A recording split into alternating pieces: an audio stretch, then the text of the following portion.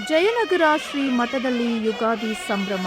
ಹೌದು, ನಿನ್ನೆ ನಡೆದ ಕ್ರೋಧಿನಾಮ ಸಂವತ್ಸರದ ಯುಗಾದಿ ಹಬ್ಬದ ಪ್ರಯುಕ್ತ ಬೆಂಗಳೂರಿನ ಜಯನಗರದ 5ನೇ ಬಡಾವಣೆಯಲ್ಲಿರುವ ನಂಜನಗೂಡು ಶ್ರೀ ರಾಘವೇಂದ್ರ ಸ್ವಾಮಿಗಳ ಮಠದಲ್ಲಿ ಭಕ್ತಿ ಮತ್ತು ಸಡಗರ ಸಂಭ್ರಮದ ವಾತಾವರಣ ಮನೆ ಮಾಡಿತು.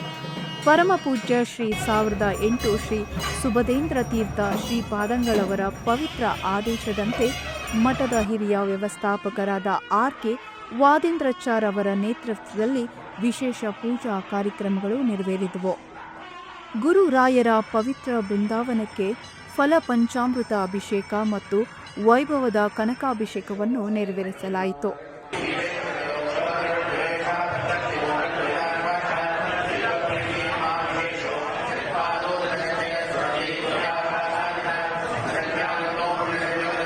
ಈ ಸಂದರ್ಭದಲ್ಲಿ ರಾಯರ ಬೃಂದಾವನಕ್ಕೆ ಅಲಂಕರಿಸಲಾಗಿದ್ದ ವಿಶೇಷ ನವರತ್ನ ಕವಚ ಭಕ್ತರ ಕಣ್ಮನ ಸೆಳೆಯಿತು.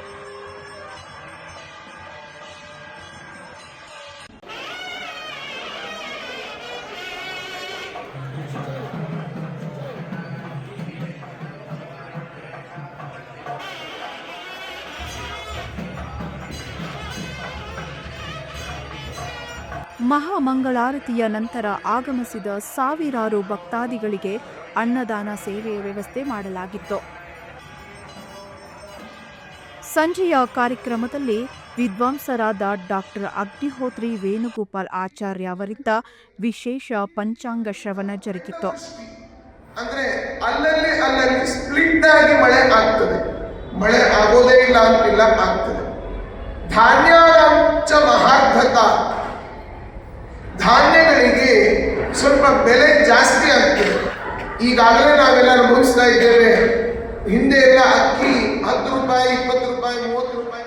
ಹೊಸ ವರ್ಷದ ಫಲಾಫಲಗಳನ್ನು ಆಲಿಸಿದ ಭಕ್ತರು ಪುನೀತರಾದರು.